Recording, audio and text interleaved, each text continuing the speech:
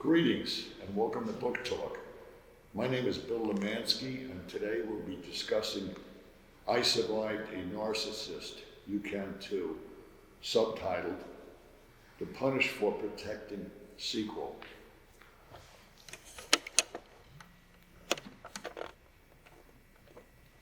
And it's actually a sequel to Punish for Protecting. And both of these books are by author Francesca Banfield. Welcome, Francesca. Nice to see you, Bill. Nice to see you. Nice to be back again. Yeah.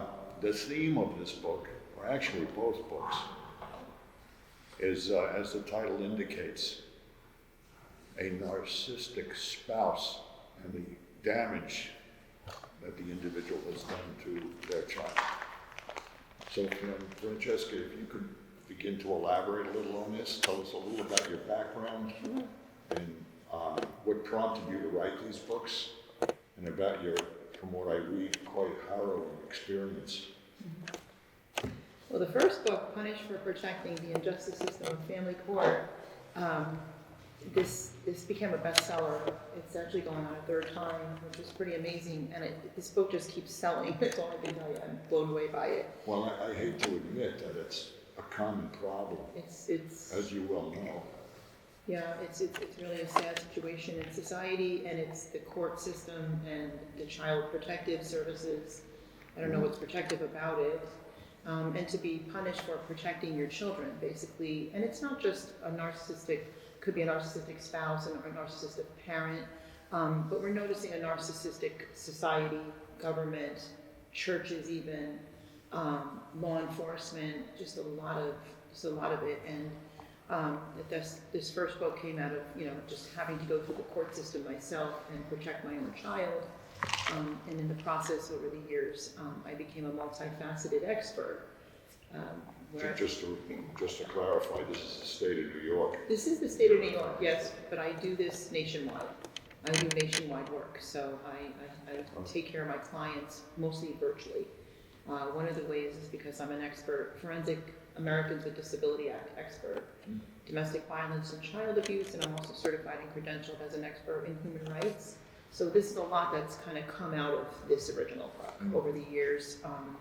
Winning my own case and winning cases for families as a non-attorney over the years. And I have my nonprofit, which is Punish for Protecting Inc. as well. And we do a television show, and I've been doing, like a virtual TV, or rather, a social media a television show where people have voices to what's been happening to them in the court system and so on. But also now recently, I'm going to be appearing, I have my own show on the Now Network TV, and that actually starts on the 5th of this month. Punish for Protection. Thank you. So a lot of good has come out of it, but it was a tragic situation, and I can imagine. feel like the judges are narcissists. I can imagine after reading both of these books. However, it sounds good, and if you say you won your court case, so I guess you're out of the woods. Yeah, we've been out of the woods for a couple of years now, thank God. But it was not fun, and you don't come out unscathed. You don't come out. And how did your son hold up suit? He's 16 now. He has his permit. Really? He's doing very well. He's doing very well because he lives a very stable life. But there's moments where, when you go through such trauma, you have to deal with the outcome of dealing with that type of hard trauma as a young child that he went through. So there's times where we kind of feel like we're butting heads, but there's a lot of understanding, a lot of love, and a lot of, with my background, I'm able to see what's happening at the moment because of what he's been through, where he was ripped away. And so tell us a little about your experience along those lines in your personal case and your son's. What occurred? Like from the first interview from a few years ago, that was pretty fresh. Christian had just returned home, I think, after shortly before we did that interview, and I just noticed times where he would just break down crying or things like that. Both of us had to heal from that. My family had to heal from that. How old was he? At that point, let's see, this took place at 2016, so 2017, he turned 9 back in my care, thank God, so he was pretty young. and he was gone for 8 months. And I know parents that are dealing with this and their children have been gone for You was with your husband at that? I was never married to him. I was never married to him. It was a He was with relationship. his father. So he was with his father during that time, and it was a very, just not a good situation at all. And the courts didn't care. What was your experience with the courts? Court is the most horrible place on earth. It's amazing that I'm in them all the time, 24/7. You know, I'm in them nationwide, virtually. And I'm there to help invoke and protect people's actual rights as a non-attorney.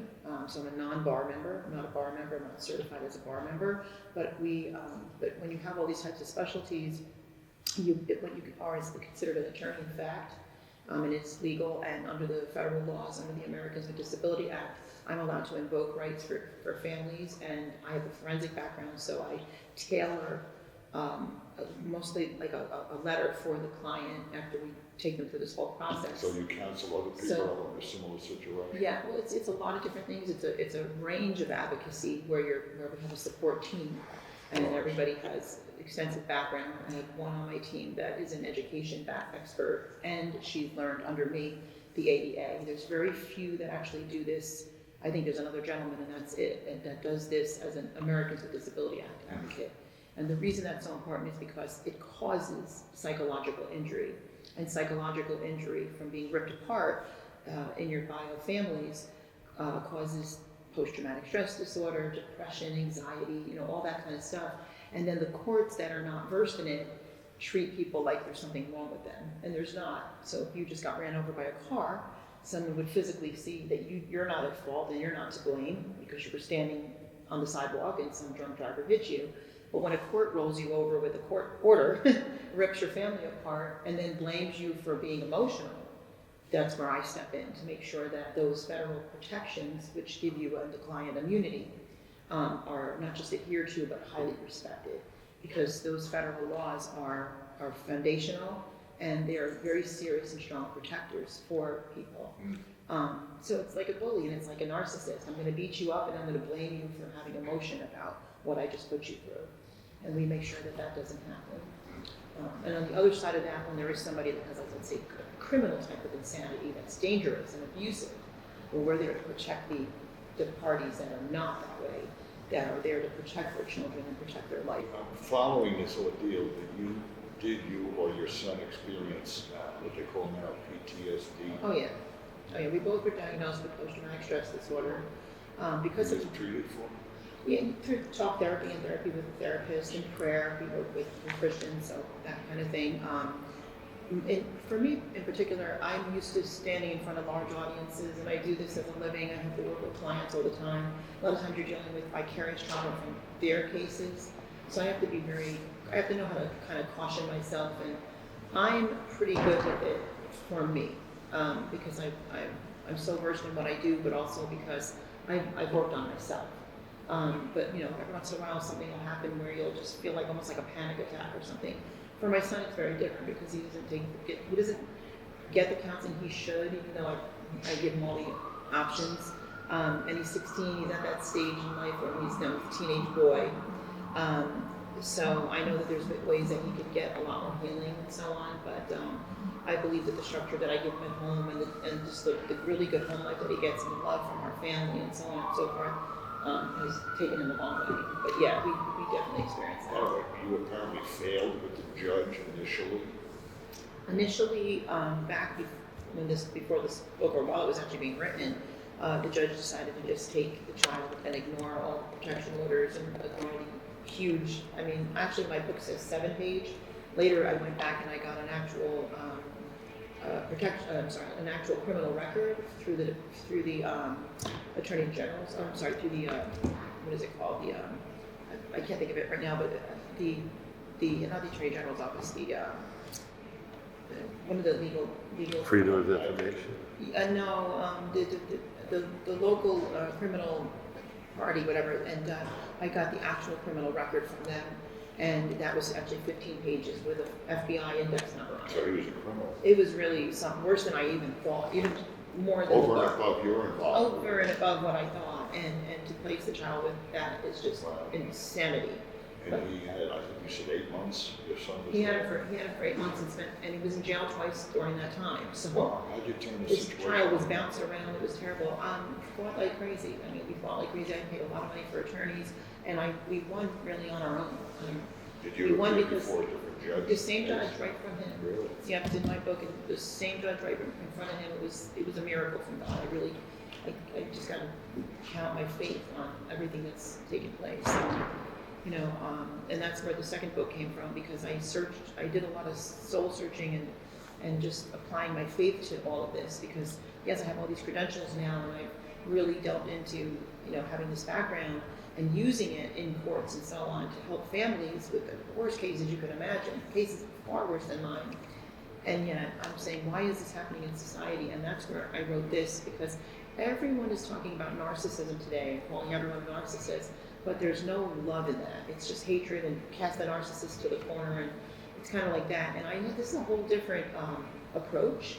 It's about healing and forgiveness. Doesn't mean, it very clearly states to stay safe and you don't live under a roof with somebody obviously that's beating you or constantly abusing you.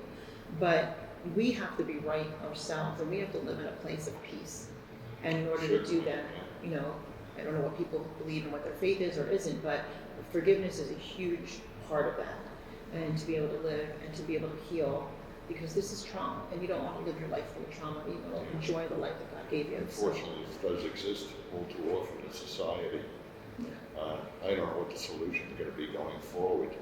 Things seem to get worse rather than better along these lines. Definitely, and the court system is it's terrible, and it's, in 1962 when they enacted the Family Court Act, the people did not vote for that. So that's really considered treason on American soil. And when people didn't vote for that, they just kind of put it on you, and then you go into this court system that looks like a court, but it doesn't really have the legal. That's the key. I mean, it's not a bad concept as long as it functioned properly. Yeah. But like anything, any big institution, when it misfunctions, then big problems arise, and we see it throughout society in many different venues now, unfortunately. Yeah, politicians. But this everywhere. is so personal. This is so personal. It's not even close to home. It's in the home. It's in the home, and it's destroying homes. And if you have a broken family, why would you go to a broken court system to help? It's a recipe for disaster. So you deal with a lot of other people in similar situations. Yeah, we now on our website, it says that we specialize in convoluted cases, and we get them when they're at their worst. And we are amazed to see children come home, children not taken, families restored. And we do a lot more than just like the legal stuff, as far as like, I won a legal advocate of the year in 2023. Oh, really? Congratulations. Yeah, thank you. And we do a lot more than just that, because we're an advocacy group, so we're there to kind of hold your hand through it, gird you up. We have support groups that are part of it, just from the clients. So the clients that have actually been through the screening process, so that they feel safe among each other. It's confidential. We're there. We have somebody, like if somebody's crying and they're upset, they have someone to lean on, because it's not just about what's happening in the court. This is your life, and so we want to keep people as mentally healthy as possible. So if somebody is experiencing similar hardships, similar problems, how would they go about contacting you to talk about some of your experience and some guidance you could provide? Sure. So we have a whole process, and so it's called Book a Talk, and it's Book a Talk with Francesca, and you can go on our website, which is punished4beaparent.com, and just click the link for Book a Talk. That'll take them through a screening with an intake specialist, and then they'll get me as a consultation.